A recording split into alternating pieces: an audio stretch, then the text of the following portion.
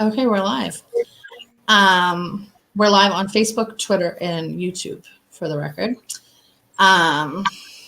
So this is basically just going to be like a conversation about what happened over the past 2 days, what the situation is with DCF and Lawrence and why we were there. And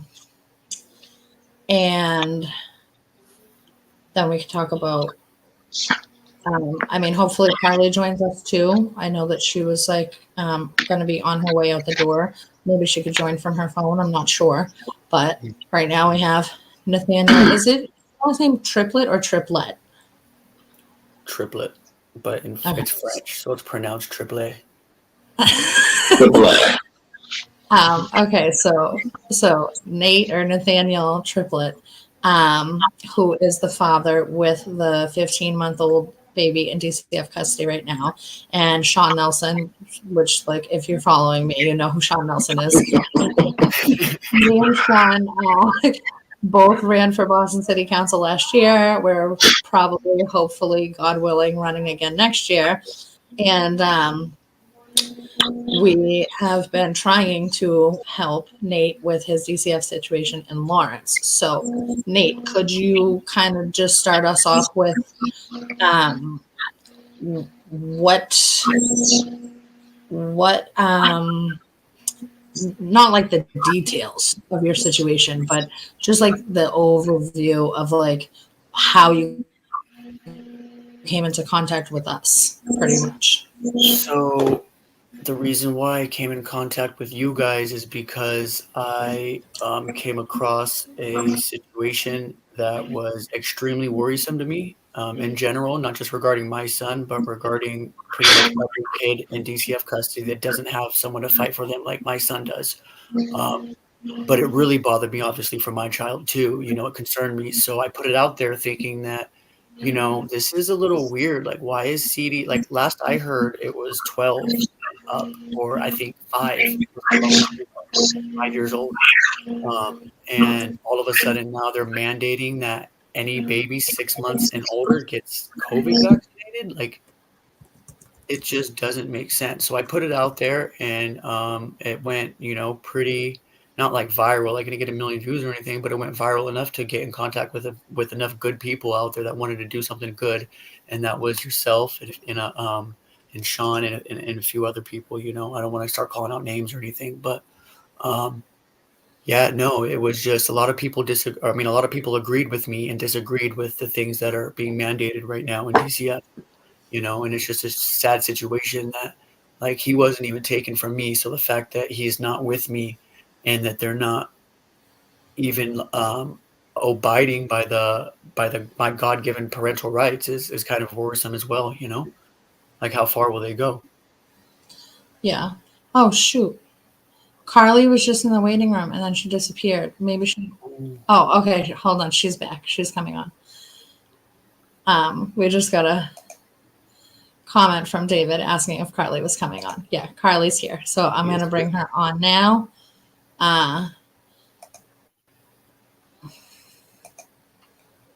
What's up, Carly? Carly just has to unmute. Hello. Hi. Oh, that sucks for you, bro. Okay, so Carly, we literally just came on like 2 minutes ago. Nate was kind of just saying like how he came into contact with us. And I said that we're going to talk about what happened the past 2 days, how we ended up in Lawrence and all of that. So, yeah. So Nate, were you finished, or I was paying attention to Carly? I mean, that was pretty much how this all started. That's how we all got in contact with each other, was over the CDC recommendations to COVID vaccinate 6-month babies and older. Yeah. And so we actually had already protested the DCF headquarters about when they started mandating 12 years and older back in 2021. We protested them, and then we protested them again in 2023. 2022, December. Yeah. in December 2022 or November, I don't, one of those 2022, for Rabbi Michael Green when they were investigating his family because they homeschool and don't vaccinate. And as I've talked about many times, I've actually had 3 DCF cases. The first one was open and shut, no big deal. The second one, they took my kids away for 5 months or 139 excruciating days. And I wasn't aware of my rights when they took my kids away. And that's the only reason they got my kids, is because I didn't know my rights. So that is the reason why I became an activist. And then my third case, which happened in 2022, 2023, and they tried to take my kids twice, but they failed because I represented myself and I was aware of my rights. So when they took my kids away in 2018, I started networking with people from all over the state and all over the country that were like anti-DCF, anti-child protective services, and learning that there were so many people. Like, my situation was not unique. So many people who were not a danger to their children, but had their children taken away anyway. Mm-hmm. And if you've ever had a situation with DCF, you know that if DCF takes custody, like, you're pretty fucked for the most part. A lot of people don't ever get their kids back. So, and that's because the system, you know, it's a human trafficking business. 100%. So, you know, if you don't have the right tools or the right resources and definitely the right money, then you have a pretty bad fucking shot, right? So, you know, that's why I ended up getting into politics, because I'm like, that's the only way that I'll be able to make a difference in any kind of reform with child protective services, is if I start working in politics somehow. So I volunteered for a campaign, met a bunch of people, got involved in the medical freedom movement, blah, blah, blah. But, you know, I've been very involved in politics and activism over the past few years. And I mean, I've shown up for so many causes, I probably couldn't even tell you, but DCF is always like, you know, my main thing that I come back to, because that's why I started this work. And, you know, I genuinely feel like God put me here to do this work. And even when I went through my situation with DCF, you know, even like the day after my children were taken, because my children were 2 years old and 4 years old when they were taken. And for the first 12 days, there was 0 contact. And that's against DCF's own policy. It's not supposed to be longer than 5 days that there's contact with the parents. And then for that whole 5 months that they were gone, I was only able to see my kids for an hour a week. And so DCF is like, you know, the issue of DCF is very important to me. And so, you know, a week ago, I got sent a text message of the post that some doctor made on Twitter and about Nate's case. So, and then, you know, there was a parent in Massachusetts looking for help from a doctor or a lawyer. And so I reached out to that doctor. They gave my contact information to Nate. He contacted me, and I was like, well, listen, I'm really sorry, but I'm not a doctor or a lawyer. But like, I know a lot of people and have a lot of resources, and I have been through the DCF stuff myself. So hopefully I can help somehow. And, you know, if all else fails, at least we can protest. So we did that. We protested yesterday. And so, I mean, it was just like every other protest we do. You know, we showed up with some signs and some megaphones. We were streaming live. So if you caught that live, you could see the protest, or you could go back to my Facebook page and watch the live stream and see that it was just a regular old protest. We never do anything unlawful at any of our protests. We don't block the doors. We don't block any streets. We don't do anything detrimental to anything anywhere around us. We just make some noise and we're peaceful. It's really hard for a lot of people, for some reason, to understand that peaceful means nonviolent. So you can yell and still be peaceful.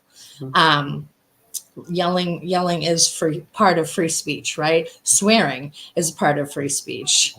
None of these things are violent. They are peaceful. So that's what we did. A couple of us did end up going inside the building, and I was just trying to use the bathroom, and then we were just trying to file some paperwork, and the security team would not let us in the building because we were with the protesters outside, which is discrimination. So we argued with them for a minute. They called the police on us. And like it's like the next thing we knew, me and Shannon are inside, going back and forth with the police. And one of the security guards says, "You might want to go outside. Your friend's getting arrested." So like, I don't think I've ever seen Shannon run so fast. And I hesitated for a minute because I'm like, I couldn't see out the window. So I'm like, is he just saying that to get us to leave the building? But then I heard everybody screaming outside. So I went. And it's funny too, actually, because I got in the elevator because my knees, I don't like going down too many stairs. And the elevator took like a minute to even open. And then I got inside and it took a minute to close. And I thought about it for a minute. I was like, fuck that. And I stopped the door from closing because I'm like, with my luck, they'll lock me in here. And I didn't have my phone on me. So I just got out of the elevator and ran down the stairs, and I come outside and Carly's on the ground and Sean is in cuffs. And I was just about to ask Carly to speak and she dropped off again. So Sean, I wasn't outside until you were. So can you tell us like what and how you ended up in? And I'm echoing. So am I echoing now? Yeah, and you're Hello? Okay. Okay. Can you turn the volume down here? Yeah, give me a second, please.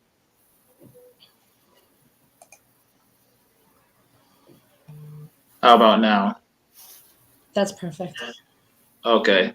No, so like when you guys went inside, to use the bathroom or go talk to DCF, both me and Carly got vocal on the blowhorns. No, she, spoke her truth, calling out DCF for being, making about $15,000 per child when they are adopted out. And then we just went on to the rant. They prey on the poor because this would never happen to someone who has resources. Because I remember back in 2022, there was this white couple, probably lower middle class. They had their child taken away in the middle of the night, and within that same week, their child came back to them because they had the resources.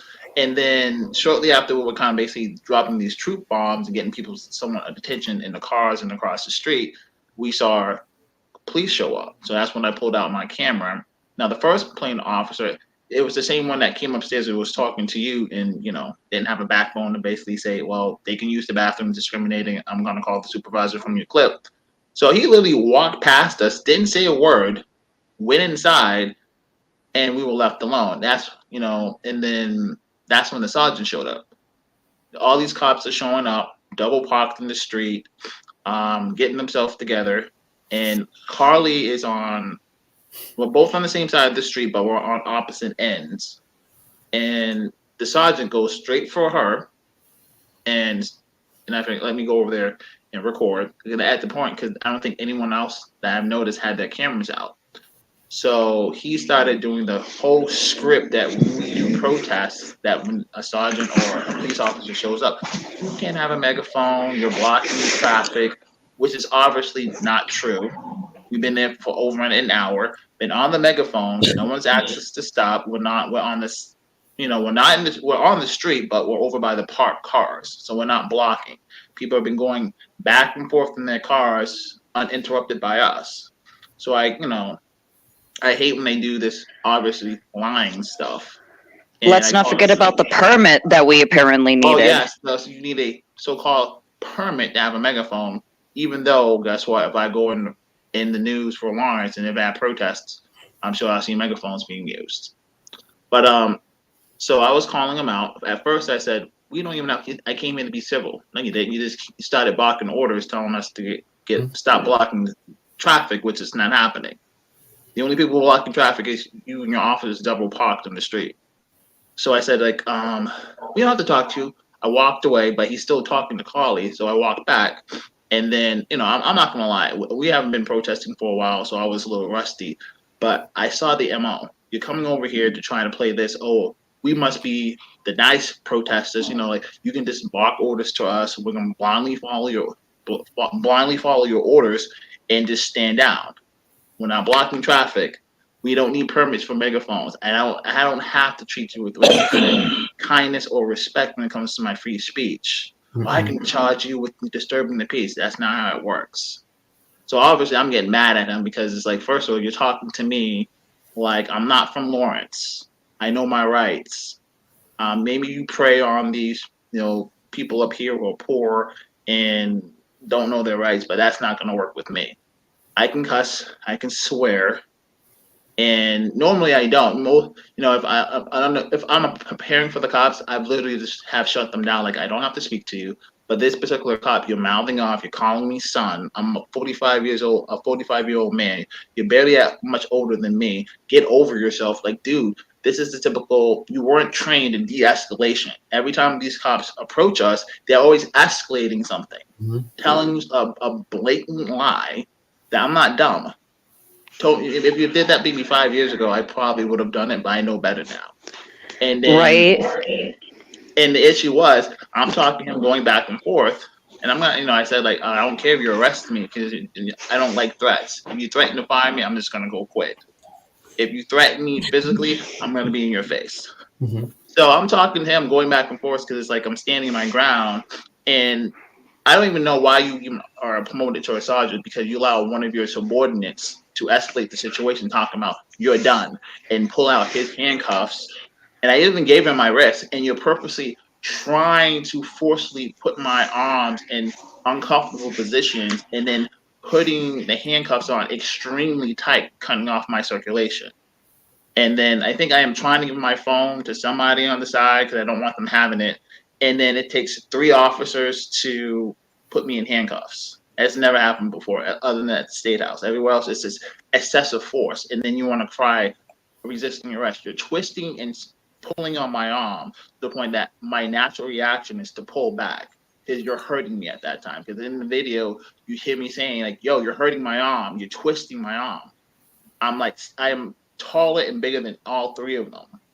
And if I wanted to resist arrest, you would all be on the ground. I would be manhandling you, but I'm allowing you to put my hands behind my arm, but you are purposely put them in uncomfortable position that I'm going to naturally pull my arms back.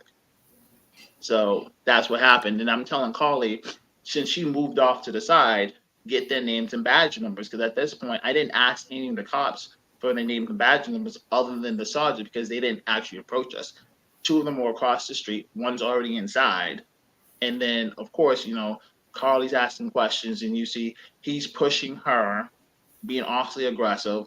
And then the next thing you know, one of the officers is jumping on her, and then they're trying to throw her to the ground. This is like resisting arrest. You're trying to throw a woman who's half your size to the ground for no apparent reason. Her natural reaction is to prevent that. I'm not going to allow you to purposely throw me onto the ground to hurt me. So my natural reaction is to jerk back. If they had to be like, oh, just stop moving and we'll arrest you. And then it was just like, that's when the chaos started.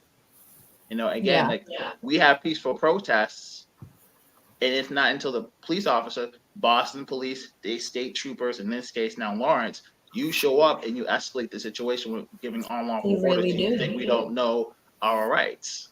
It's literally verbatim. Oh, you can't have a megaphone. You have to have a permit. You're blocking the street. You're blocking the doorways. No, we're not.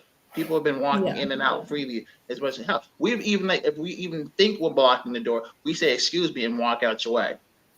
Yeah. Well, you made him open the door for you. Yeah, I was even opening doors. Right. So you see these lies, and then I think my charges are in order how they said it. First, when I was at the police department, I asked, what are my charges?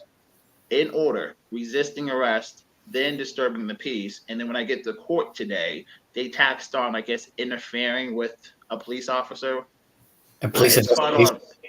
It's caught on video. How am I interfering with you arresting Carly? I'm in handcuffs with 3 of you latched on my arms. Yeah. So So I just wanted to address Ray's comment, Boston Ray. He's a YouTuber. The people who are watching on YouTube are not necessarily following social media or even on my social media. So what happened was we said it in the beginning of this video, but I'll just go over it really quickly. Nate here has a 15-month-old son in DCF custody, and he reached out to somebody. He reached out to a bunch of people looking for help, whether he could get help from a doctor or a lawyer, to prevent his son from getting the COVID vax, which is happening on Friday. And some doctor made a post. I reached out to that doctor. They gave Nate my information. He contacted me a week ago. And then we've been working resources, trying to figure out like the legal avenues that we can take. And then yesterday we went out there and protested they're in Lawrence. So we protested at the Lawrence DCF office, and Sean ended up getting arrested, and Carly here, I don't know if you ever met Carly, Ray. Carly was arrested too. And we're just basically here now telling everybody what happened and filling in the details for people who have been asking what's going on. So Carly, do you want to tell about how you ended up in cuffs? Yeah, sure. So to take off from Sean's part, it is true. The officer Simard, the supervisor, he approached me first, as Sean said, and there's video of Sean recording what I had said. And what I said to him was, he's like, I can't remember what he said to me, but what I said to him was, it's the First Amendment. I can say what I want. I can say it as loud as I want. And the First Amendment doesn't restrict me from swearing, saying things that people don't want to hear, or using a device to amplify my voice. And then that's when he tried the, you need a permit. I'm like, no, we don't. We're peacefully protesting. We're on public grounds. Like, we don't need a permit for this. And then the next thing I know, he and Sean were having their interaction. And then it was, Sean walked away, he came back, and then he walked away again. And then we all ended up moving from where we were to where it all went down. And there were a couple of different officers that were like, yeah, you're done, being bossy or whatever. And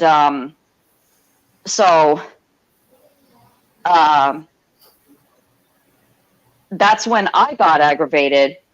And I'm like, get your cuffs off him. Get your hands off him. Or I said something along those lines. Get your cuffs off him. And then Sean was like, get their names and badge numbers. Get my phone and start getting their names and badge numbers. So I walk over and I'm like, where is it? And he's like, it's in my pocket. So I literally go and put my hand and they're like, oh, no, you need to back up. And I'm like, fine. And then Sean's like, record, start getting their names and badge numbers. So I literally step over away and I get my phone ready and I end up in front of Simard. And he and I had a bit of a talk, and he's like, I'm not threatening anybody. I'm like, but you are threatening us. You're like literally threatening to arrest us. And I didn't even get to say that part. Because the next thing I know, Shannon is behind me and I hear her on my left. And then all of a sudden, and I'm still trying to look over at Sean and I'm listening to him and like kind of trying to like get the whole situation. And then all of a sudden it's back up, and I get pushed and I'm like, what the heck? And then no sooner than I take a step or two back from getting pushed, someone's grabbing my left arm, twisting it, and I'm like, what the heck? And I'm like, I'm going with it, like, what the hell are you doing? And then all of a sudden another one's behind me, and then they're both trying to tackle me down, and then you guys know the rest. So I had two grown men fighting to put my hands behind me. And then what I didn't realize is why my face ended up getting scuffed up is because they put their knee on my shoulder, behind my shoulder blades, pushing my head and face down, and I felt my glasses crack on my face. So, and all I saw was like the ground, and I thought I heard people screaming, and apparently it was Shannon saying, you know, you're hurting her, you're hurting her. And I just remember thinking, like, if I can just get my knees under, and I got two scuffs on my knees, and you can see in some of the photo in the video, I'm trying to get, like, I was trying to get them both up off of me. And next thing I know, I'm just planted on the ground, and I felt squashed. And I knew right then and there, I'm like, well, this is it. I felt the cuffs on me. And then my keys fell out of my pocket, and I get picked up, and then I get dragged over to the cruiser. And I didn't realize that Shannon was following me.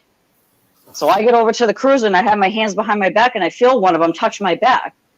And then they felt right here. And they're like, and they lifted up my jacket, and they're like, she's got a weapon. And they put me in the cruiser, and they start taking it out. And they're like, is there anything else you have on you, like a knife or a needle that might stab me? And I'm like, no.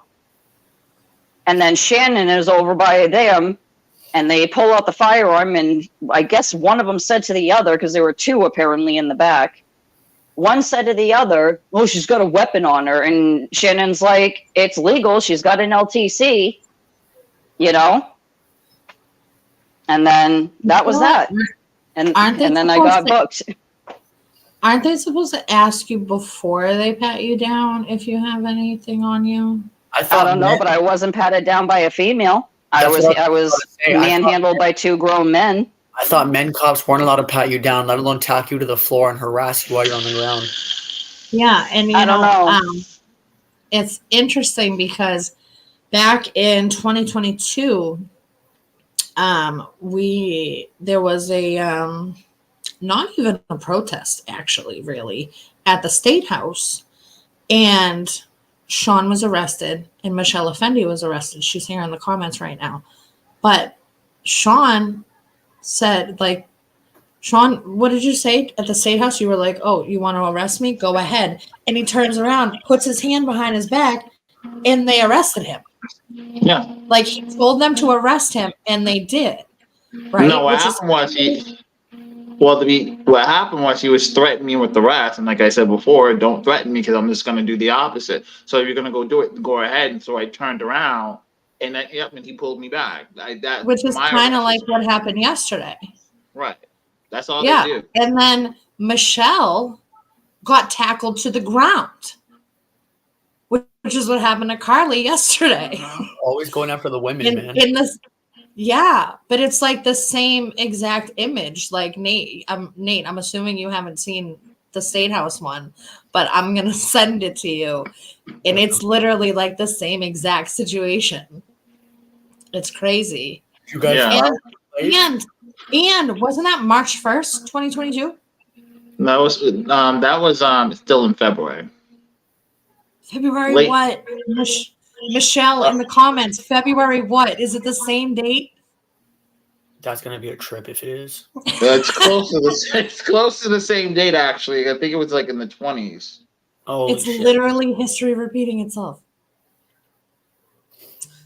Hopefully Michelle gives us the date in the comments. I'm sure she knows it off the top of her head. I thought it was March 1st.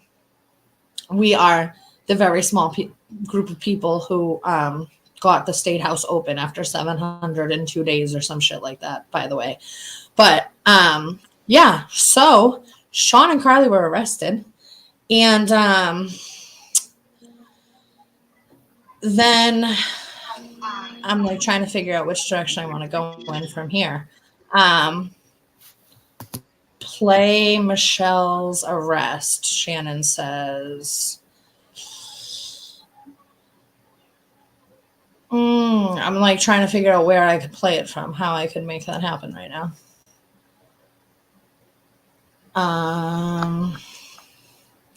Okay, so I'll move on, and then when somebody else is talking, I'll figure out where Michelle's video is, and I'll play it. But so, okay, so they were arrested. We go to court this morning. Oh no, the keys. Shannon, chime in the comments if you think that I'm skipping over things. So they get out, and Carly realizes that she doesn't have her keys. Right? Carly, do you want to talk about the key situation? If you're there. Yeah, sorry, I'm just trying to keep an eye on the dog. I let her in or out back. So when I got released from booking, the first person I saw was Nathan and Mike, or is it Nathaniel? I'm sorry. Nathaniel. That's okay. Nathaniel, my bad. That's all right. So I saw Nathaniel and Mike, and Mike came walking up to me because he didn't know what to expect, and neither did I. I hadn't seen myself in a mirror at all. And so I walk up, and he just looked at me, and he was like he started to like break into tears. Like he was so angry, he started crying. And I'm like, "Are you okay?" And he's like, "I'm so angry." I'm like, "Yeah, me too."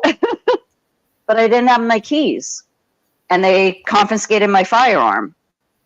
And I asked about it. I was like, "Where's my firearm?" And they're like, "Oh, we have to hold it." And I'm like, "For what?" What bull? It's my property, you know? And they're like, "It's standard procedure." And I'm like, "It wasn't used in a violent crime. Like, it's still mine. It's a legal firearm. Like, give it back." Any crime. "I'm sorry, ma'am, we can't do that. You need to take it up with Waltham PD." And I'm like, "So Waltham PD has to get my firearm back and then give it back to me?" "Yes, ma'am." Okay. So I go ahead and, go to court today. And I thought, and again, I was not aware that your guys' first charges for peacefully protesting were not dropped immediately. And Shannon was right, I did go in pretty blind. I hadn't met with my attorney yet. Was it Janet? That's her name, or the lady that was there early, that was there and stood next to me, who like is associated to Bill or something or other. Alina, maybe. So she's like, "I'm a civil lawyer, not a criminal one." And I'm like, "But you know what to do here." And she's like, "Yeah." I'm like, "Okay." So again, I'm standing there, and they're like, "You qualify for counsel." And I'm like, "Okay, I don't want counsel." Like, the charges are getting dismissed. You know what I mean? At least that's what I thought. And she's like, "Take it. Take the counsel." I'm like, "I'm being advised to take the counsel." The keys. Did you get your keys back last night? Like, you didn't, right? You got them today. Yeah, so I got them this morning. So after I was released, I didn't have my keys. Tried contacting a bunch of people, didn't know who had them. Nobody had them. And then between you and Shannon, you found out they didn't have them. that. Yeah. So you found out that they were, and I was like, Yeah. Okay. So I go ahead and I go back, and I'm like, "This person took my keys. Where did he put them here in the station?" "I don't know. I got to give him a call." Sat and waited. Yeah, so what happened was, because there's, people watching that haven't seen the other posts and videos about it. So, Yep. So the police lied at first and said that they didn't have the keys.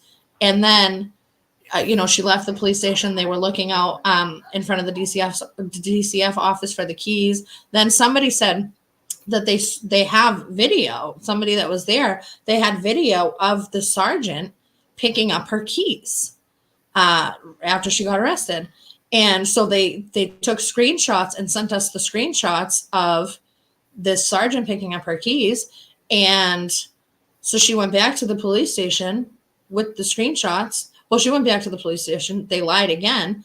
And then she showed the screenshots, and they said, "Oh yeah, one of the officers locked them in his cruiser. So and he's gone for the night. So we're going to have to wait until tomorrow to get them for you." And then she goes into court this morning, and a police officer comes up to her and says, "Are you Carly?"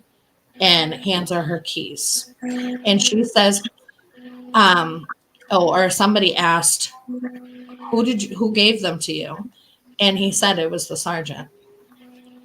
So when they said that the keys were locked in a cruiser, they said that it was an officer. They named an officer.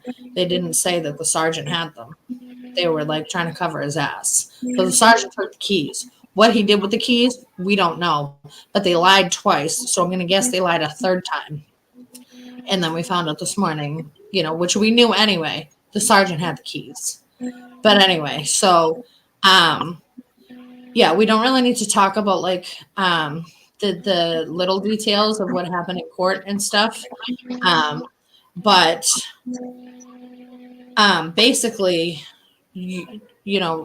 Carly, you have another date, right? You were arraigned and given another date. It wasn't dismissed right away, as you Correct. expected. And it's Zoom. I don't even have to be there. And yeah, it's 9:15, April 24th, Zoom link. And I'm just going to tell my attorney, because he told me to send him an email, so I'm going to start communicating with him. And then I'm just going to say these charges need to get dropped. And that's all there is to it. Like, you need to make it happen. And if you don't, I'm going to find counsel who does. Because after what happened just a few hours ago, I am definitely ready to start. You know what? I'm just going to say fuck it and just go to law school. I was gonna do something. I really am. It's it almost seems like that's what it takes to actually know anything and So be. Anne Marie asked if Carly's on the hit list, which if you're not Probably. aware, the hit list is the list. The list. Well, no. The list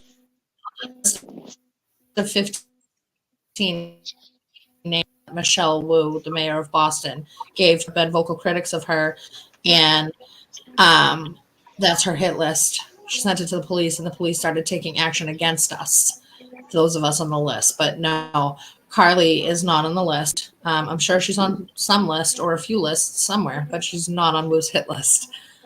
Right.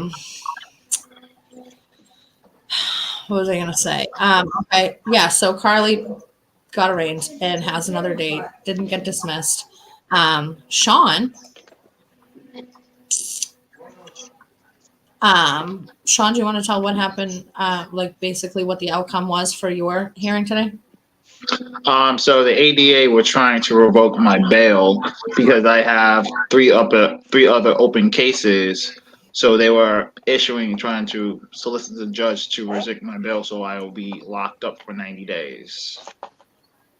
And they appointed me a court officer for an attorney, and obviously the courtroom was packed, and even to the point it was bleeding outside to the open area. So this is how busy it was. And then people would notice when he was assigned to me, he kind of made a face because it's this room is packed with people just for arraignments, and then I'm now his umpteenth client, so he didn't understand what was going on, because the first thing he told me was, you should have known better about this. And it's well, you're supposed to kind of defend me, because I'm kind of I guess go with the flow, because I understand what his position was.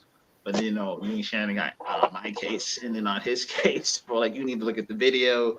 You need to realize this is a protest. This is not what the police report is actually saying. Because I can kind of see he was just wanting to really quickly just get my initial information, get back to his umpteen, clients that he's already have facing the judge today. And then he eventually, after going back to him, showing the video, kind of understood oh yeah, I'm a Marine, I'm CNA. This was a protest. You see the video with how they treated Carly, and you saw the video how they treated me. There was no resisting arrest. So eventually he caught on to it, and then just said, went up to the judge and just, advocated for me the best way he could.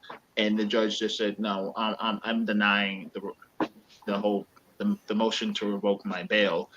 Because again, and what you don't notice is the ADA was clearly lying.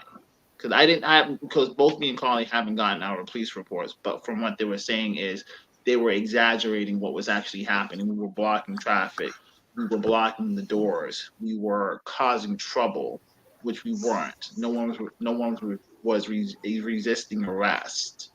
But he's sitting up there lying to the judge, making it seem like, oh well, we have a criminal right here. He can't go anywhere. And it's like most of the judges just said, just try to stay out of trouble. But my conditions of bail have been stay away orders from the State House,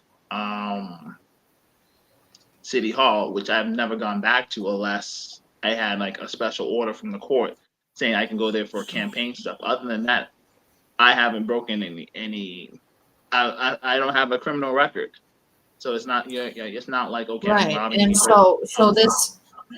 so what Sean's talking about right now is, with mine and Shannon's case and with Sean's now 4 cases, and Joa DePina, who's in the comments over here saying he is also on the hit list. With Joa, I don't even know, has 3 cases right now.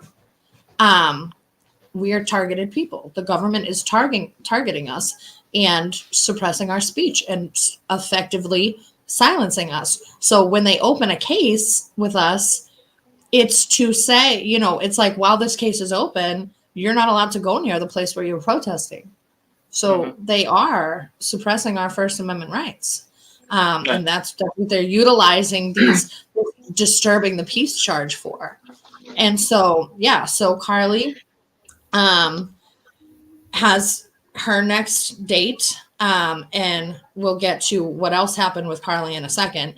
And Sean, we had good news for Sean today because the district attorney's office did try to move to revoke his bail. And we all were like nervous. Even crying. Would have gone to jail for up to 90 days. I was crying. And then the judge denied it. Thank God. So there was a little tiny bit of, fucked up justice that happened today. But then with Nathaniel. So, like, details aside, at the end of the day, we're all leaving the courthouse, and Nathaniel hears inside the courthouse. We're not going to talk about like the details of where it was heard or whatever, but what were you told at the courthouse today, Nathaniel? Which part? About your visitation. Oh, so basically because I was Well, actually, because by coincidence, his DCF worker just happened to also be in the courthouse at the same time that we were. not the worker, the DCF attorney, the kids' attorney, and my attorney, along with my baby mother's attorney. And also, within 10 minutes of me filing an emergency custody hearing, I was in the courtroom. That's never happened before. Not only did it happen within 10 minutes, but I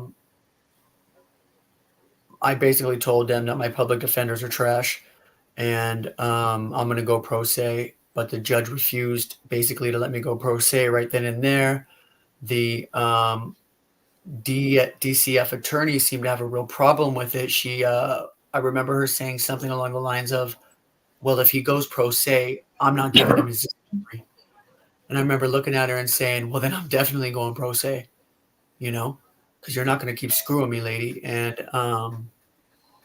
she didn't like that. And then on my way out, she says, just in case Nathaniel does go pro se, I want him to know he doesn't have his visit tomorrow. And I looked at her. I didn't say anything. I just walked out because I knew I was gonna tell her to go fuck herself. So I just walked out, and also not only that, but they hit up my mom, right, and told her that she can't see my son unless there's a cop present now. Like, she wasn't even at the protest. She has nothing to do with any of this.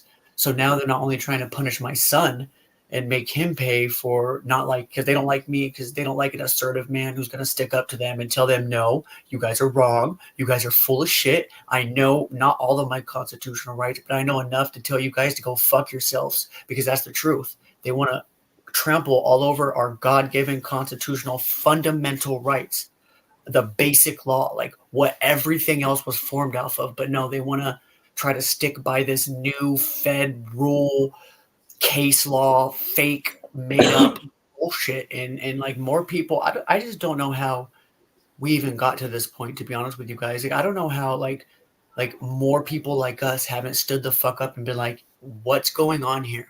The system is broken. Clearly, there's clearly a problem, and it's going to take us to fix it, you know, because the cops that are supposed to be good cops aren't doing their jobs. They're not worried about drug dealers and child molesters and fucking rapists. They're worried about peaceful protesters trying to make a point, trying to prove a point, and point out a system that is nothing but flawed and contradictive and manipulative and frankly bullshit.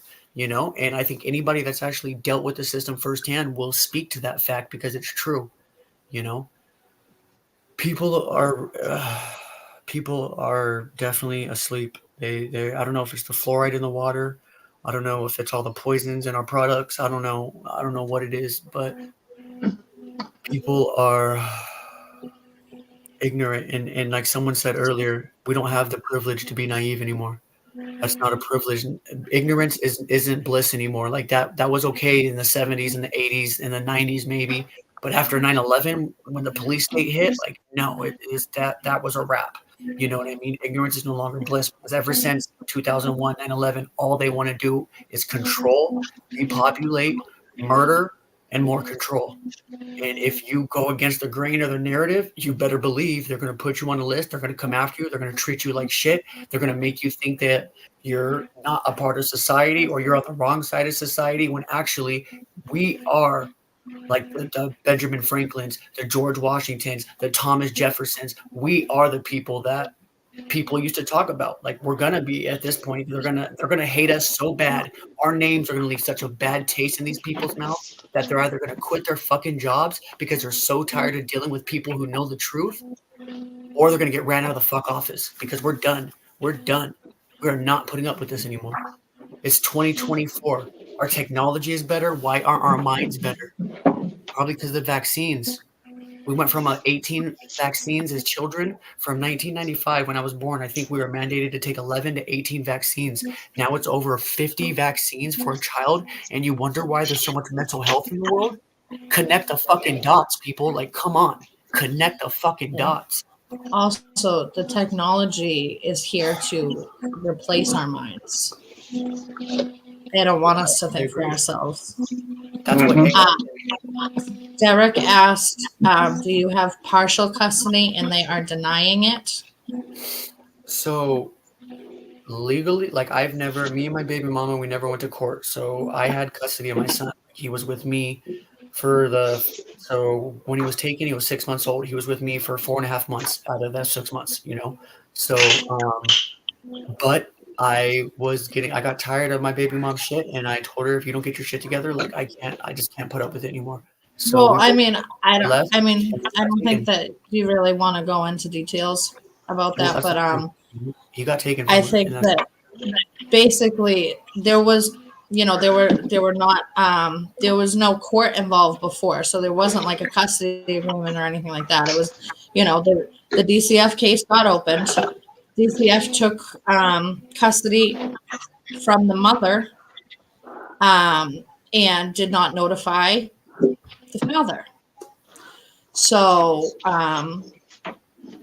the father was just left shit out of luck. Nothing that he could do. He was not made aware of his rights. He wasn't even notified that his child was taken. And he had to get in contact with DCF himself to get involved in the case. So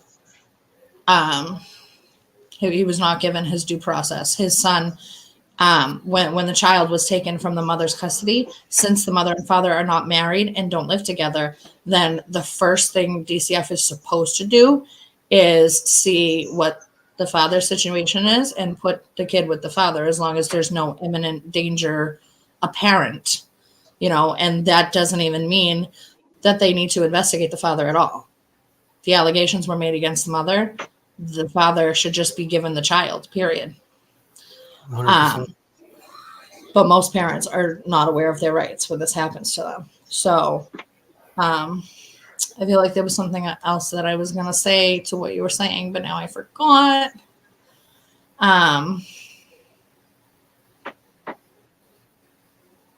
Shannon said, well said, Nate. Janet said, you're impressive.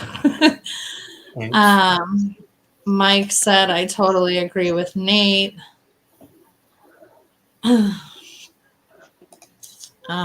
They've replaced free thinking with device dependency. Absolutely. Yeah. Anne Marie, he needs to be given a bigger platform to speak. Great speaker, and he is relatable. I agree.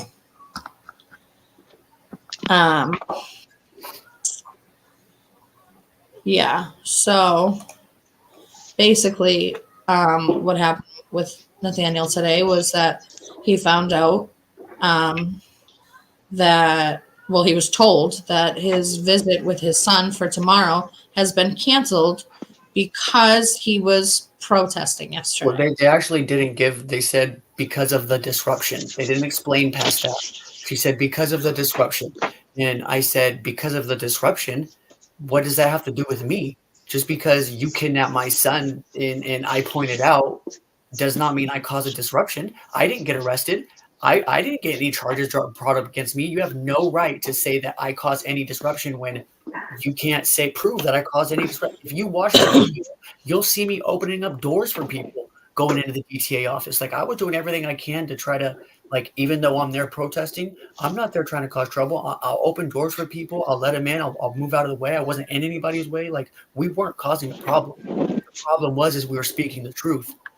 And in a world full of lies, like, the truth is the most dangerous thing to these people. And the liars don't like the truth being spoken. It's like holy water on Satan's spawns. Yeah, facts. Yeah. 100%. Government Karens. 100%. Nah, government Karen. Speaking of Karen, Shaw, do you remember that first dude that came up? Oh, you guys are blocking the sidewalk. Can you block in the crosswalk? Get the fuck out of here, Karen. That's what the ADA was saying. Go. No, there was some. Yeah, the ADA. Oh, I started crying because I was so frustrated that I couldn't speak out in court today because the ADA. I was like visibly losing my shit that I couldn't speak out because the ADA was saying that the protesters were blocking the sidewalk. They were blocking people from getting into the building. They were blocking the doors. They were in the middle of the street. Like, nothing that he was saying was true. We didn't do any of that. And it's hilarious because literally every single time we do a protest or a direct action, we live stream it. You can see on camera what we did. The whole world can see on camera what we did. And you show me one single protest ever where we've ever blocked a door or blocked a building entrance or blocked a street. Never. No. And even if we are standing somewhere and don't realize it, it's like, oh, I'm sorry, excuse me, and we move out your way. That part, right. That's the most important part, because there are times where, like, there's multiple people walking down the street and there's multiple of us. So yeah, we may be in the way momentarily. We may be in someone's way for a second, but we literally hop right out of their way and we're like, oh, excuse us. My fault. Here, let me get the door for you. Have a good day. I hope you have a good day. God bless. But we're the criminals. We're the fucking people. And the thing I always hate is, like, you see, the left, like pro-Palestine, they can be out there all times of the night with their megaphones, ripping stuff down, causing all kinds of chaos, but yet you don't see the police out there talk about, well, where's your permit for your megaphone? You're standing off to the side watching them smack somebody, steal someone's property, or cause destruction of property. Where are you at? You had all these pro-townspeople blocking the streets of Boston, blocking the streets in Cambridge. They have never given up you traffic. Where were their arrests at? Oh no, they weren't. You had the police standing on guard, making sure no one ran them over. But yeah, we're on the side of the street by the sidewalk. Oh, you're blocking traffic. Yeah, So you see this whole, the selective protesting. Oh well, you're allowed to go protest this, but yet when you go point the megaphone at the government and calling them out on their BS, oh, here comes the cops. Where's your permit? You're not allowed to be here. You're trespassing. Whatever else they're making up. But it's just like it gets so frustrating. It's just like, are you serious? I'm on the sidewalk. Yeah. I'm on. So it's like it just blows your mind. It's just like you're so corrupt, and we see like you're taking orders from somebody else. Yeah. Joa said, how about the unions? They protest, bang buckets, and use bullhorns. Yeah, because the union protests are controlled opposition protests, and sorry, not sorry if you're in a union, but unions are the biggest, most effective form of controlled opposition that there like ever was. Yeah, you ain't But kidding. Derek- My union donated to Democrats all the last They couple all of do. years. And yeah, They and they all all do. do. I'm like, are you fucking kidding? And the Yeah. union, I only had one union in my life in BMC. I've never met them. I never got orientated with them. They took $24 out of my check every 2 weeks. And then when it was time for me to get fired, and I was calling them up, the union rep, he told me like, well, it's their company. They can do whatever they want. What? Yeah. There was no Yeah. protest. So it's like you clearly, just like the government, you take sides because someone's paying you off to stand off to the side, or someone's about to get an appointment to somewhere. And the Yeah. funny thing is, when I was doing my research with COVID, that exact same line was in the Globe when they mentioned that all the CEOs of the major hospitals in Boston collaborated together to corral all of the healthcare workers. A reporter had asked one of the union reps. He said the exact same thing. We can't do anything because it's their company. So clearly there was a conspiracy against certain people, because it's like when you notice when they use the same phrases, they all been talking to each other to come up with a script. Yeah. Derek says, what's their stated reason for not automatically giving him to Nathaniel? This is outrageous. They never. Well, first in the very beginning, they led me to believe that there was no getting him immediately. They made me. When I found out, when my baby mama called me and said, "Hey," she was screaming. They just took the kids, fucking cussing at me like it was my fault. She was like, "They just took the kids." She hung up on me. First thing I did was I called Jonathan, which was the assistant worker to Victoria, and I asked him. I said, "Did you guys just take my son?" He said, "Yes." And I said, "What do I have to do to get my son back?"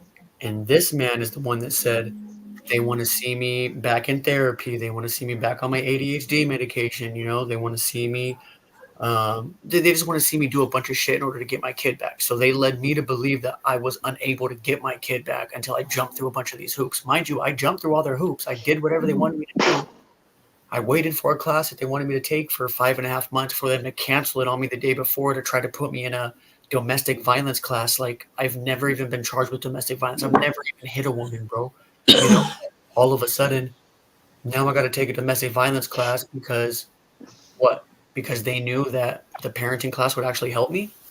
Like, they don't do anything to help me. And then they claim the entire time they're trying to help me, but yet do everything in their power not to help me. Yeah. And so this is, unfortunately, none of this is unique.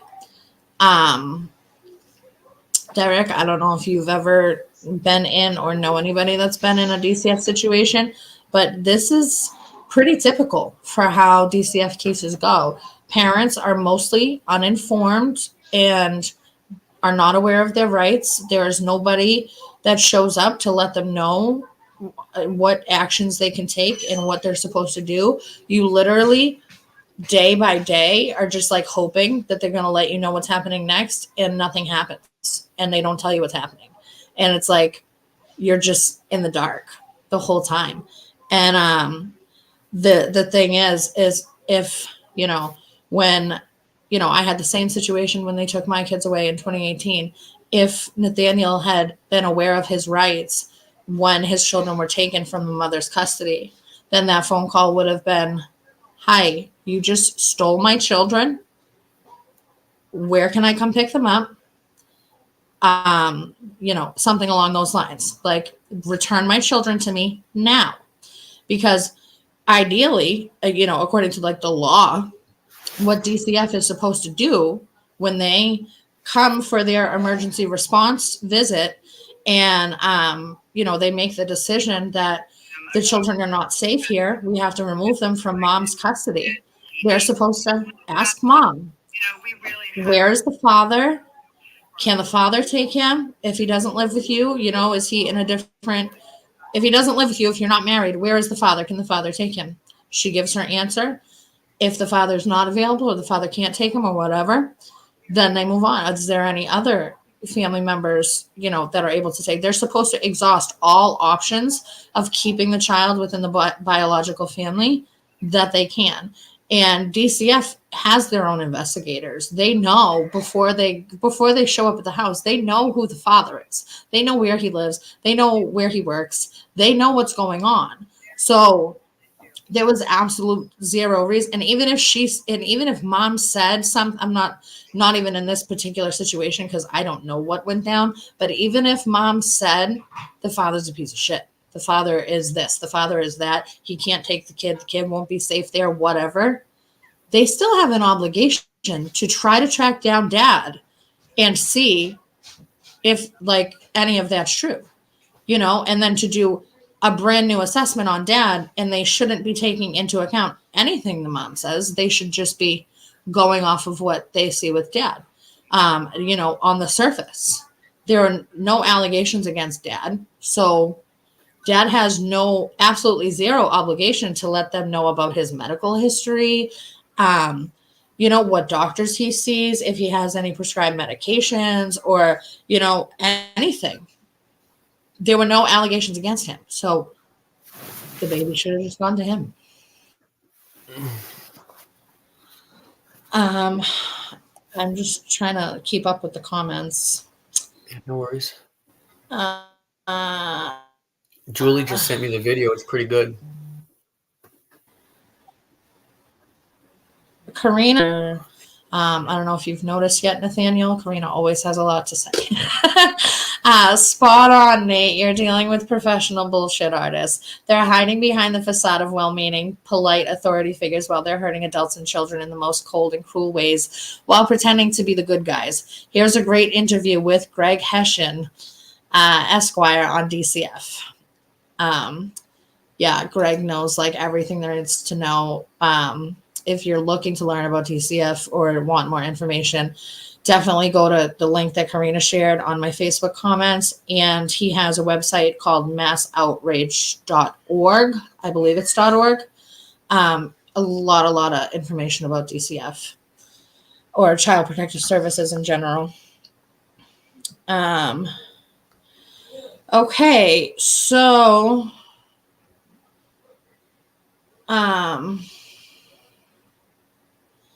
Joa was raised in DCF. They suck. Yeah, they do. Massachusetts Free Press is asking, have we had an update on Carly's LTC? So where we left off, I think, was that you got arrested. They had your gun that you had on you because they take your property when you get arrested. And then when you got out, and they gave you your property, your gun was not included, along with your keys that they stole. They told you that they weren't giving you your gun. I would have talked about that last night when I was live, but I didn't find out until this morning that they didn't give you back your gun. I knew you had a gun on you, but I didn't know that they didn't give it back when you got released. So when I found out this morning, I had like an episode in the middle of the courthouse, and then what happened after that? So today after court, I first went there to go pick up a copy of the police report, and they handed me a piece of paper saying you can get it online. And I tried looking it up, and it said, sorry, we can't find a file number matching that. Please allow 5 to 7 days for it to be available online. And I was like, all right. But sorry, I skipped ahead on that. So I got the piece of paper and I was like, so where's my firearm? And they're like, and of course, when I said, where's my firearm? They're like, oh, we can't give it back to you. I'm like, why? And again, this was a different guy today compared to yesterday or even last night. It's just protocol. You got to take it up with Waltham. And I'm like, again, what does Waltham have to do with it? Well, that's where it was issued. You have to take it up with them to get it back. And that's all I ever got. And then, and that was, like I said, at about noontime today. And then I got a phone call at about 4-ish, like quarter after, roughly. And it was a 781 number, and I didn't recognize it, but I answered it thinking maybe it was somebody trying to contact me or, whatever. And then it was Officer Don Lawn. And he's like, I have paperwork here regarding your LTC. And I'm like, okay, what is it pertaining about? And he's like, well, we got to serve it to you in person. He's like, your roommate wasn't there, or your roommate was there and said you weren't there. He's like, you're going to be home anytime soon. And I'm like, well, I'm actually in Roslindale right now. I'm pet sitting, so I won't be there for the next couple of days. And he's like, are you coming home at all? I was like, yeah, I'm eventually going to be coming home. I'm like, but right now I'm walking a couple dogs, and I got to go back to the dog I'm sitting, and I got to feed her and, take care of a few things, and then I'm going to head home. And he's like, oh, when will that be? I was like, probably after 5 o'clock at some point. I'm like, I don't have a direct time yet, but I will let you know. Okay. He's like, yeah, just give me a call back. I'm like, okay. And then Mike called me and told me about it. And I was like, yeah, I know. I'm like, I'm sure this is pertaining about something. And I didn't think it was suspended. It wasn't until the second phone call. And this is what's even messed up is, it was probably about 6 o'clock or so, and I called the number that I called me, and it's not a number that redirects you to dispatch, it's just a cell phone. So they missed the call, and they thought that I was home. So they went back to my apartment and bugged my boyfriend, and my local police has a key to my front door, my main front door for the building itself. And they went to the door again, and Mike's like, I'm not fucking dealing with this. Again, she's not here. Well, we missed the phone call. Basically, he's like, hold on. Sorry, I don't mean to cut you off. I just don't. Basically, what happened was they suspended your LTC and made you surrender your firearms. My firearms, right? Yep.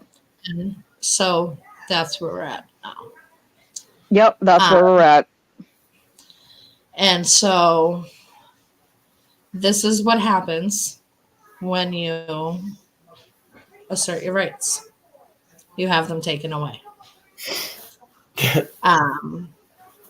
you don't assert them, you get them taken away. You assert them, you get them taken away. So you're damned if you do, damned if you don't. It's a catch-22.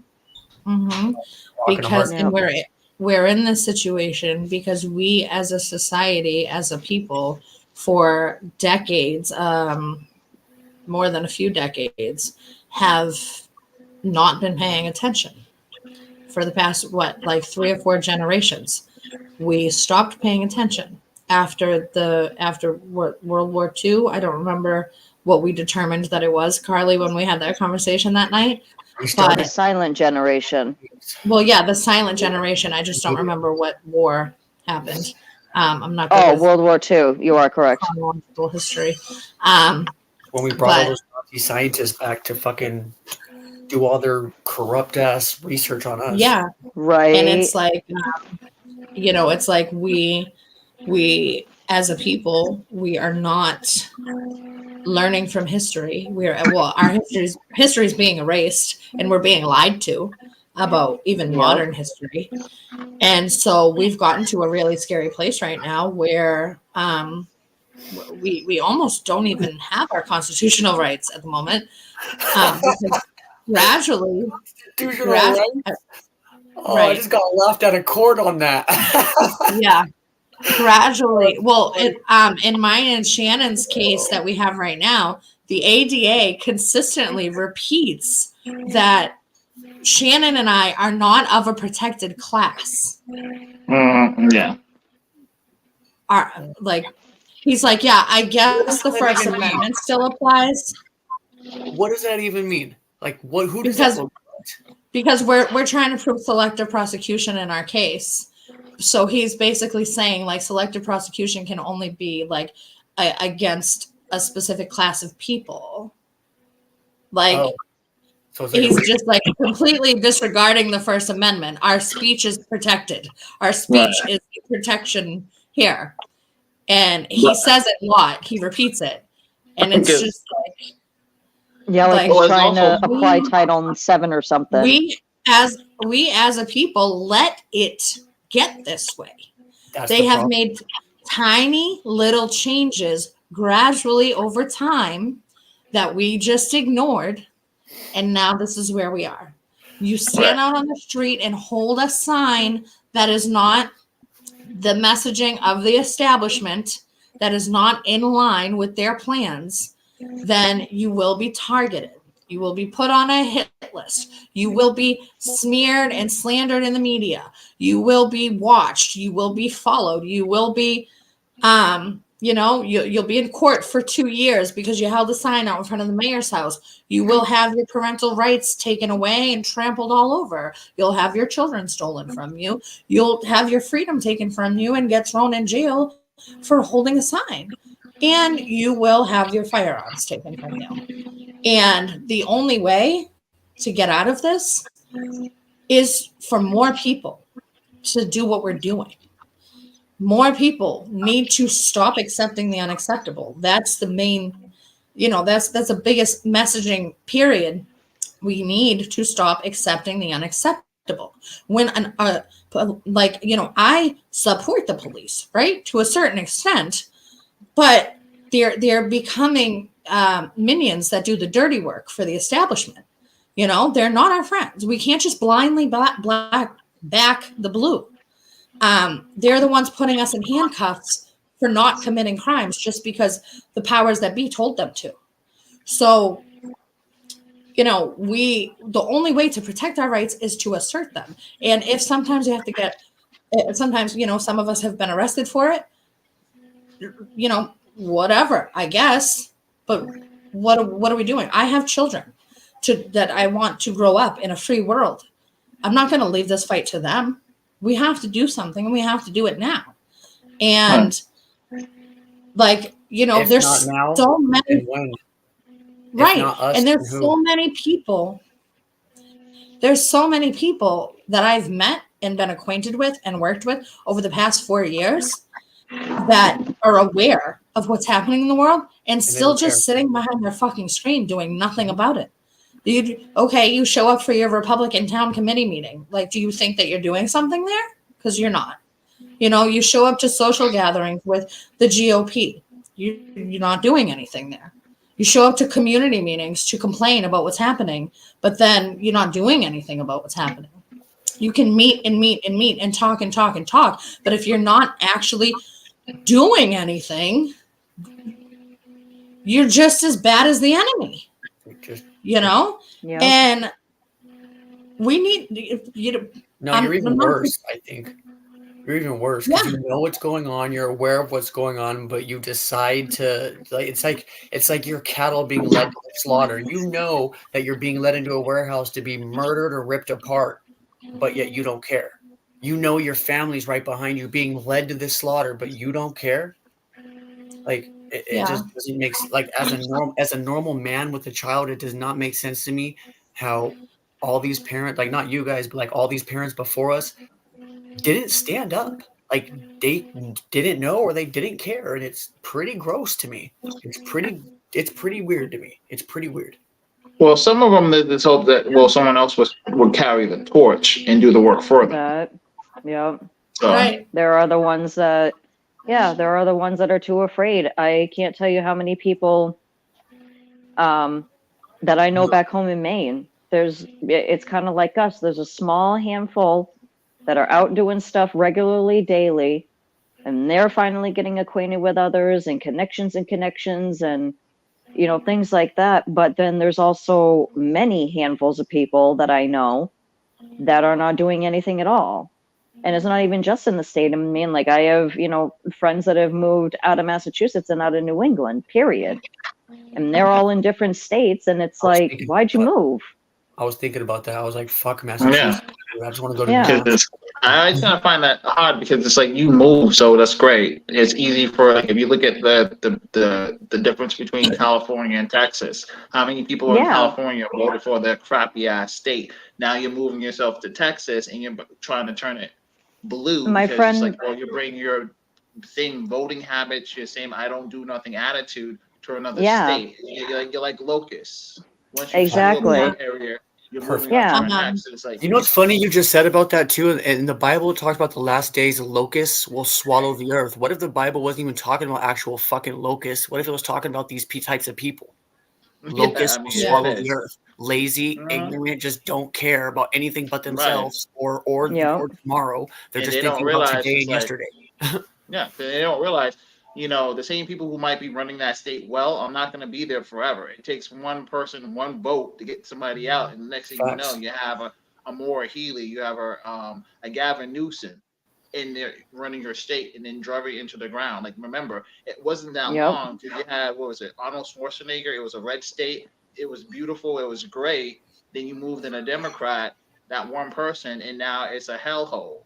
And now they're doing Yep. that crap in New York, Chicago, here in Massachusetts. It takes one person to get in, move all these people out, bring in your own people from these failing states, and then next what? You don't have nobody from your state running it.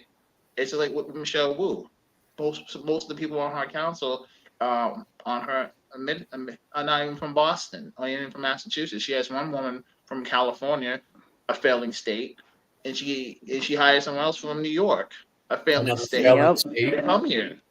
So it's like, I care because this is my home. I was born and raised here. So you take care of your home, you're going to do everything for your people. These people don't care. They move around. Yep. It's like, you don't have any roots here. Mm. As soon as this place Yeah. becomes a Transplant. hellhole, you But move I mean- somewhere else. And Yeah. Also, if you know about Agenda 2030, Agenda 21, Vision 2050, this is a global initiative. So for anybody to think that moving to a different state is gonna make anything better, You're like kidding. this is happening and It's it's gonna not. happen everywhere. Just Like, as you might be happening able all to over the prolong globe. it Agenda for a little Right. bit. one in 2010, I remember hearing about all this crazy shit that these globalists wanted to get done, right? By 2021, 2022. They got that shit done by 2022, and now they have Agenda 30, where they want us eating insects. And Tyson Chicken Nuggets is already incorporating insect powder into their Fake chicken. meat. They want us eating Yeah. fake meat, 3D printed meat. Germany right now is We one of the already are. biggest- It's already No, happening. that's why I stopped Yeah. eating red meat. That's why I stopped, because I remember literally going to get it. It was a steak salad. It was delicious, but the meat changed one day. It was not the same, and it was Yeah. stringy, and it just did not taste right. And ever since then, I started doing my research, and I found out it was 3D printed steak. Yeah. Right. But I mean, it's like I say it all the time. We can't, I mean, at least as far as like Boston and Massachusetts are concerned, it's always the same little handful of people that are getting things done and making the noise and, pushing the bar. And we need help. We need more people to step up and do things. And I say it all the time. If you're not sure what to do, come talk to us. We can Right. help you. Yeah.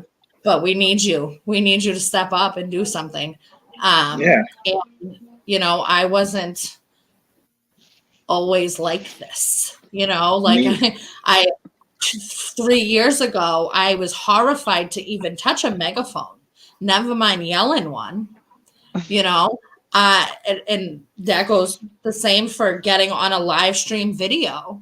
I would be horrified to be a guest on somebody's live stream, never mind host my own or have one by myself without anybody else. And I do that all the time now because these things are necessary. And the more you do it, the more comfortable you get, the easy, well, not necessarily easy, but these are things that need to be done.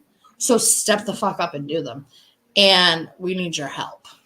Yeah, that's just Please. like me. But- I went to work. I didn't never think I would like be in a protest. Same thing with Catherine. I'm always at the beginning. I was so nervous. What am I gonna go say? Am I gonna mess it up? Am I gonna sound like I don't know what I'm talking about? Getting the megaphone, I was always scared, and it's like just getting in that routine because I can't be sitting on my behind. I know stuff is going on. I can sit here and chat with people and have the same time. But I've had conversations and woken up people's eyes. And like when I was in the hospital with the COVID stuff, I was having the nurses like, what? What are you talking about? I didn't know that. Oh, if I had known about that about the shot, I would have never gotten it. Just having a conversation, not going over people's head. But like every time I go out the protest, it's like I'm so nervous. Now I'm not. I'm just like I'm gotten used to it. But before, am I gonna mess up? Am I gonna sound stupid? But it's just like it's something that you need to go do. It's like going to the gym for the first time. You just gotta go in there and do your best, and you'll learn on the way. Hold on. It's the same with protest. Hold on. This is funny. Joa says, as for me, it comes naturally to speak up. That's because you're on the left. That's what you guys do on that side. Man. Okay. Karina in my Facebook comments did a little thing about Agenda 21, Agenda 2030, and shared this video from Rosa Quarry. Really amazing video, especially, I mean, it's amazing video for everybody. Even if you think you know all about Agenda 2030, this woman, the way she explains it is amazing. That's a great video. You should definitely go watch it. And it's been an hour and 21 minutes that we've been on here. So I have been trying really hard to not go past an hour on these things. So I'm ready to go. An hour and a half seems your standard. What is it? An hour and a half seems to be your standard. Oh, is it? Yeah. Okay. Well, now we're at an hour and 20 minutes. So I'm getting better. Progress. Right? Action. Oh, okay. Sorry. I stand corrected. Joa says he is not on the left fully, miss. Okay. You came from the left, though. You worked on Michelle Wu's campaign. Oh, snap, man. But then he realized that she was a messed up woman, and then came out and protested on her own. And you should have seen the look on her face from when he came out and protested. It was like, what? Somebody on my team just came out here and calling me out. She was like, the look on her face was golden. Oh, hold on. What is it? I have a question. Did Dr. Shiva abandon you all? I feel like he used to be boots on the ground, but abandoned his old supporters. Dr. Shiva is Dr. Shiva's biggest downfall. He treats people like shit. And he's not, his movement is for truth, freedom, and health, but he's not a very truthful, honest person. So Dr. Shiva. Dr. Shiva, he is running for president right now. What? He ran for U.S. Senate. He's an Indian man. He lives in Cambridge. He ran for U.S. Senate in 2018 and 2020. He is a very smart person, and he is a good teacher and has a great way of helping people understand what's going on in the world. But he does probably not belong in political office, and he treated me and some other people that I know like shit after we put in tons of free work for him on his campaign. So that's all. We're getting closer to an hour and 30 minutes. So do you guys have anything to add before we get off of here? Yes. Thank you for praising us, but we want you to join us, please. Yes. Yes. Really? Seriously? We don't even want praise. Yeah. Keep the praise and just show up. Just come help us. I guess the only thing that I would like to say is I do agree with you time and time again, Catherine. And I make my time to study the Constitution and our Bill of Rights. And I have a lot of fucking books on stuff. And I personally am just going to start doing a podcast or some kind of whatever. I know some of you have seen my Coffee with Carly's on Facebook, and similar to Catherine, I just don't want to be someone who's just sitting there ranting and nobody's listening or engaging or whatever. I do agree. But I think Catherine is right, and we all know it. It's education. You know, Nathaniel said earlier, ignorance, you know, is not bliss anymore. And we all need to make the conscious as consistent effort to educate ourselves. And if you would like to do a group, I definitely wouldn't mind being the ringleader on that. We can start simple by just reading the Declaration of Independence and studying it, figuring it out. Yeah. Yeah, we need to keep educating ourselves, keep studying history. History was my worst subject in school, so I'm fucking paying for that now, because now I have to relearn all the history that I didn't pay attention to in school. Right. It's one of my best, actually. Derek, neither was Obama. So. Got a point. I don't know. Okay. Nathaniel, did you want to add anything quick before we go? Yeah, you know, I didn't realize how fucked up this system really was until this happened to my kid. And like Sean said, you know, we don't want your praise. We don't want any of that. We need boots on the ground. We need more help with this, because the more people that stand up for this, the more serious they're going to know we really are, you know, and you're not going to realize like this pain of not knowing where your son is 7 days a week until it happens to you, you know. And I just really hope that it doesn't come down to that. You know, I really don't wish this on anybody. Seriously, I don't wish it on anybody. Yeah. And I was just another quick thought. Earlier, I started to say this, and then I got sidetracked or something, I think. But I was saying when my kids were taken to DCF, it was like 2 days after the fact. I had a thought. I remember I was like pumping gas. I was filling my gas tank, and I just like this like really calm feeling came over me. Because I did know the person who fostered my children while they were out of my custody. It was the assistant director from their daycare. So I didn't like really know her, but I knew that they were safe, and I did actually know where they were located. It doesn't matter. You're not allowed to like sneak around. If you sneak around, they're going to get moved to a different place. So it's not like just because I knew the person, I still couldn't see them. But I knew where they were, and I had at the gas station this day, I'll never forget it. Like this really calm feeling of like, I'm going to find out where he is. Watch. I don't understand why this is happening to me, but I know that my kids are going to be okay. I know I'm going to get them back, and I know that God has me in this situation for a reason, you know, and now I know that reason. The reason is because I needed to go through it to know what I know now to be able to do the work I'm doing now. So that was the thought I had earlier that I got sidetracked and didn't get to finish. But Amen. I think that we're all set here. It's an hour and 28 minutes. So thank you guys for coming on here with me tonight. Maybe we'll do it again sometime when we have updates on all of our situations. And thank you everybody for watching and commenting. Please like the video wherever you're watching from, share the video, subscribe to the YouTube channel. I know I haven't been doing videos as much as I was last year, but the YouTube channel is called People's Press Media.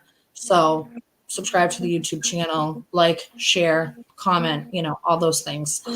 Thank you guys for watching. Like, share, comment, and then come join us in the streets. Peace out. All right. Have a good night. Thank you. Have a good night. Have a Good night. night.